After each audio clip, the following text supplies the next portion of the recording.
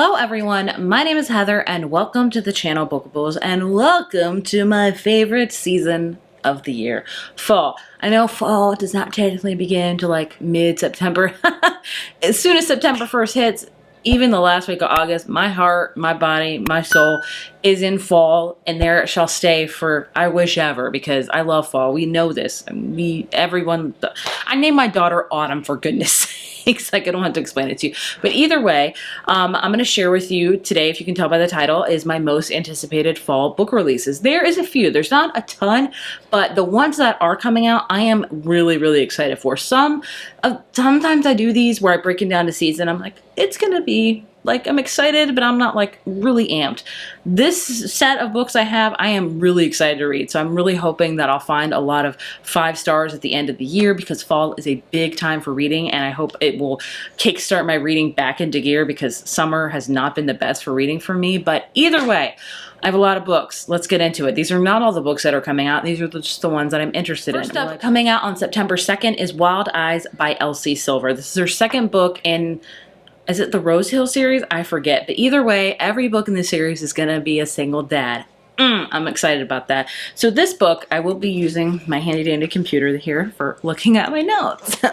This is about 2 characters. We have a famous country singer that comes to Rose Hill for the recording studio, and there she runs into Weston, who is a single dad. We met him in the first book, and I think it's just going to be a super cute one. I love Elsie Silver books. They're long, I will say, but I do really enjoy them, and I did enjoy the first book in this series. I don't know if I'll read it like as soon as it comes out, but I do have it on my radar for the fall. Then we have one I actually have a physical copy of, surprise, surprise, and that is Prime Time Romance by Kate Robb. So I read her first book last year called This Spells Love.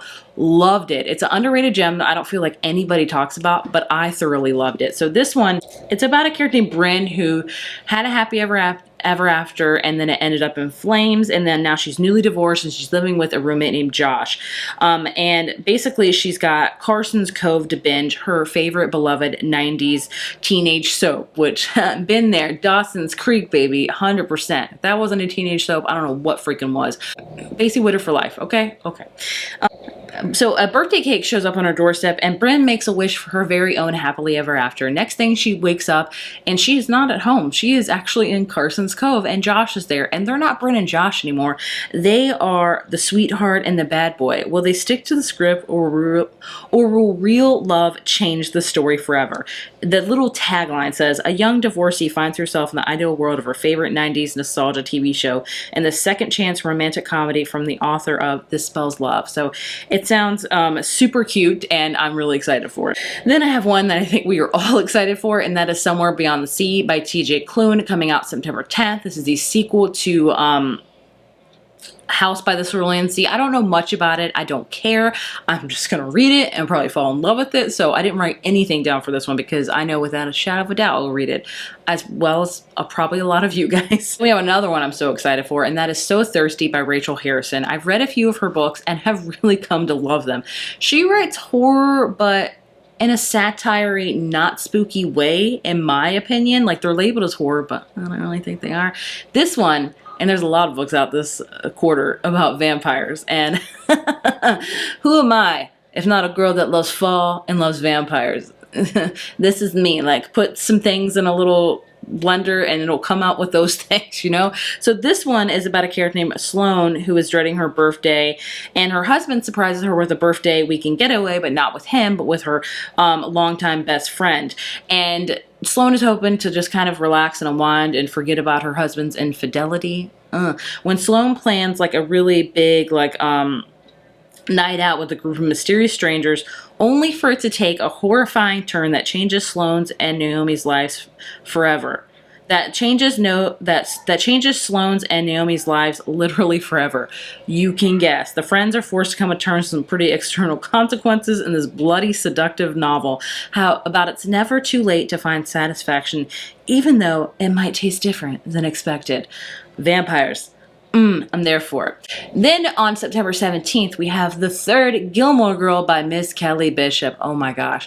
So if you guys don't know, I love Gilmore Girls. I will admit, and this is a big thing for me to admit, my love has kind of waned for it over the past few years, and I think as I'm getting older, I'm seeing really how problematic all of the characters are. Like, I remember when I first watched it, because I've been watching this show since I was 16. Like, I know there was a big resurgence when it came out on Netflix years ago, but I feel like I've been an OG, and I'm proud of that. I loved Rory. Rory was my everything. I aspired to be Rory, I just loved her.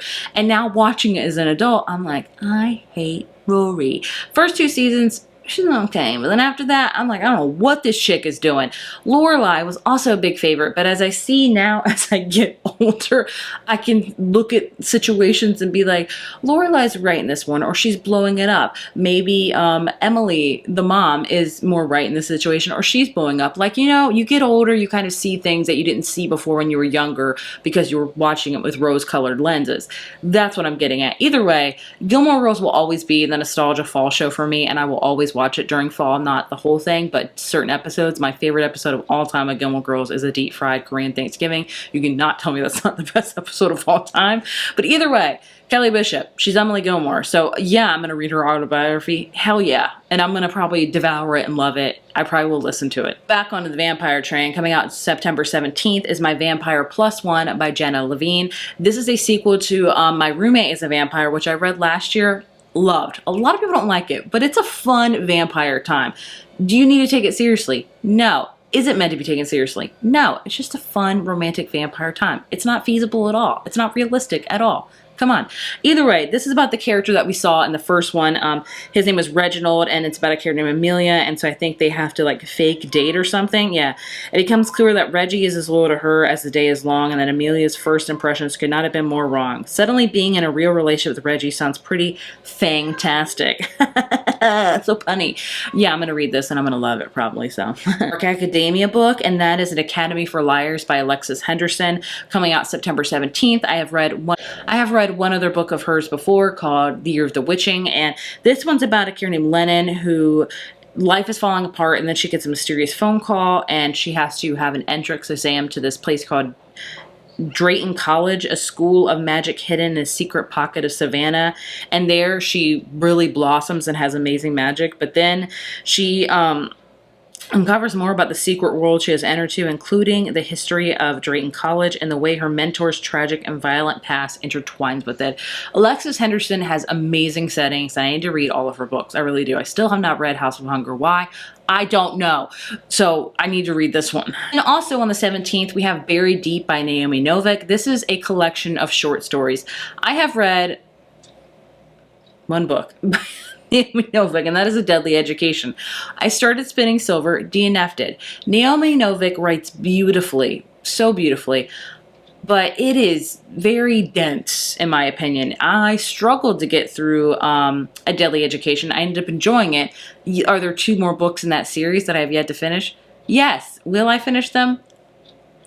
I don't know, but either way, this is a collection of short stories, which I think is very much more feasible for me and more digestible for me. So it says, from the Dragonfield Tessamur series, which I have not read, and the Magical Halls of Scholomance, which is from A Deadly Education, trilogies, the fairy tale worlds of Spinning Silver and Uprooted. You know what I'm saying?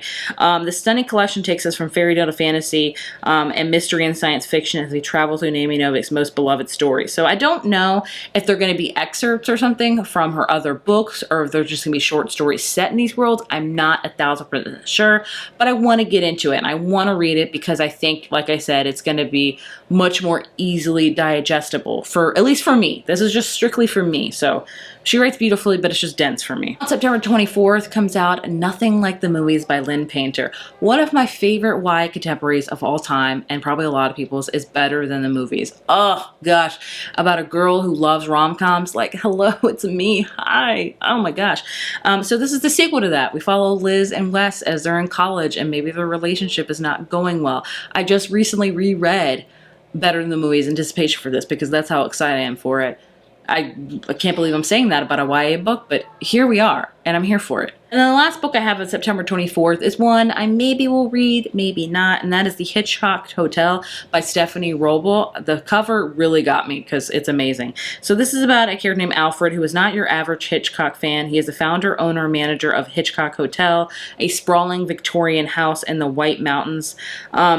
And then he celebrates his hotel's first anniversary. He invites his former best friends from his college's film club for a reunion. But who is better than appreciates Alfred creation and to help him finish? After all, no Hitchcock set is complete without a body. So I think a murder's going to happen when he invites all of his friends. I'm not sure. Sounds interesting. I will maybe check it out. Moving into October, I had one I saw on NetGalley and I was like, I don't know if this is going to be amazing. I don't think it will, but I really want to read it. And that is How to Help a Hungry Werewolf by Charlotte Stein, coming out October 1st. Like, the cover got me. It just sounds really cute. It's what we do in the shadows with the small town feels of Gilmore Girls and the swoon-worthy romance that'll leave readers delightfully cozy and hungry for more. And that is all I need to know. Guess it's about a girl. Guess it's about a werewolf. She falls in love. And he's like, oh, I'm a werewolf. She's like, oh, cool. That's my guess. Speaking of paranormals, we have Fang Fiction by Kate Stayman London, also coming out on October 1st. She wrote I can't even think of it. The book, I forget it. Here it is. I read it and I enjoyed it. It was like a bachelorette retelling. So this one is The World of Your Favorite Fantasy Novel. There we go. So it says in this little tagline, the world of your favorite fantasy novel is real and you're invited to visit. Only catch, it's filled with thirsty vampires. So it's about a character named Tess who learns that her favorite show or novel, The Blood Feud, is real. And it says visiting the world of your favorite story is any fan's dream, but Tess will be able to return to the demons of her past before it becomes a nightmare. I love vampires, but would I go visit some place? No. So yeah. Then we have The Last Wedding by Jason. I always have a hard time with this last name, but it comes out October 8th. I read his book called Hidden Pictures and really enjoyed it. And this one's about a character named Frank who is shocked when his daughter Maggie calls him for the first time in 3 years. He was convinced their estrangement would become permanent. He's even more surprised when she invites him to her upcoming wedding in New Hampshire. And so he's so excited, obviously, to go. And he arrives and he learns that it's at a private estate, very secluded and very luxurious, very much out of his league. So, you know, with weddings, usually the bride's family pays. And so he's probably like, oh, I don't know if I can afford this. And it says that he focuses on reconnecting with Maggie, but it's difficult. Aiden, who is her fiance, was withdrawn and invasive, and Maggie doesn't seem to have time for him, and finds out the locals are disturbingly hostile to the Gardners, who is Aiden's family. Frank needs to know more about this family his daughter is marrying into, but if he pushes too hard, he could lose Maggie forever. So I'm very excited for that one. Then coming out on October 15th is Catch and Keep by Erin Hahn. This cover, I'm not gonna lie to you, has won me over. I think I have read an Erin Hahn book. I want to say I have. I hope I'm right. Oh, I'm just totally not bluffing. But either way, this is a character named Marin who at 33 turns down her boyfriend's proposal and walks away from their decade-long position at a park ranger and returned to her childhood playground in northern Wisconsin to accept her inheritance, a decrepit waterfront bait shop. After a lifetime of letting things happen to her, she's ready to start making her own moves. And then we meet Josiah, who has made some mistakes in his life, and says things between Marin and Joe are easy. So easy they're immediately immersed in the middle before they even decide to begin. It's not a question of should they, but rather can they make it last? Are things too easy, or is this just how real love works? Which is also an interesting, I think sometimes when you read romance books, it's very fated, or like, not fated, but forbidden, and it's like, could they make this work? And sometimes falling in love is just easy, and sometimes that's just how it goes, and that's going to be interesting to read about. Then we have a new book by Paula Hawkins, The Blue Hour, coming out on October 29th. The first thriller I ever read was The Girl on the Train, and I enjoyed it, and I will still stand by it. Have I watched the adaptation? No, I have not. But I did read her second book. I didn't like it. So this is going to be interesting. This is about a character, I don't know actually. It's about an isolated Scottish island accessible only to mainland. And it says asks searing questions of ambition, power, gender, perception. The Blue Hour recalls the very best of Shirley Jackson and Patricia Highsmith and cements Hawkins' place among the very best of our nuanced, powerful, and stylish storytellers. That's a lot to say, so I don't know. Well, December, I have Lost and Lassoed by Lila Sage coming out November 5th. This is the third book in the Done and Dusted series. I think everyone is mostly excited for this book. I like Done and Dusted. Was it amazing? Have I read the second book? No, because I really don't care much about it. The third one, whew, I am waiting with like and so anticipating it. So this is about Teddy and Gus, and if you know, you've seen them throughout the series. They have a very tumultuous, hate each other relationship.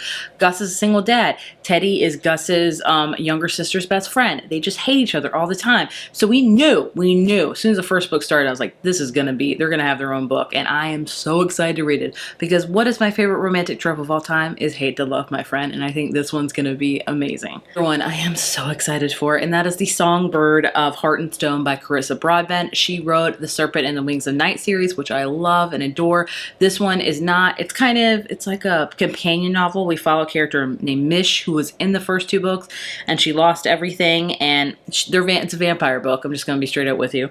And it says, you know what? I don't even want to know much about it, because I just don't. I'm going to go into it. I know it's about Mish, and I enjoy her. She's a vampire. She's great, and I'm excited to read about her journey. And I have one last book coming out in December.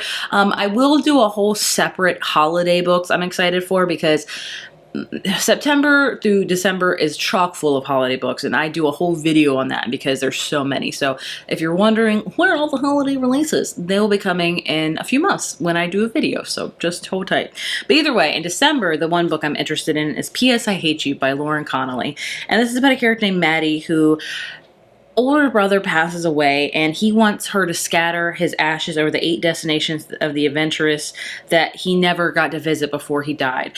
And that's just, whew, it's intense. And so, but in his will, he assigned her a partner to help complete this task, and that is his best friend Dominic. And that's a problem for Maddie, because they were once involved, and Dominic broke Maddie's heart. So now they have to travel the world together and, you know, honor her brother and also probably have feelings again. And that's going to be pretty intense. And it sounds really good. It says, after a snowstorm leads to a shared bed, Maddie starts to wonder if her brother might be matchmaking from the grave. But when grief also reopens old wounds between them, Maddie will need more than Josh's ghostly guidance to trust Dom again. Sounds super cute. So like I said, there's not like a whole slew of books that are coming out this fall, but the ones that I talked about, I am really excited, and I really honestly plan to read. Like, I say that every time, but really, I really hope to read all of these. I would love to know what books you're really looking forward to. I would love to know what books you're really looking forward to coming out in the fall. Did I miss some? Probably, absolutely, but I would love to know what books you're looking forward to. As always, thank you so much for watching this video, and I will see you in my next one. Bye.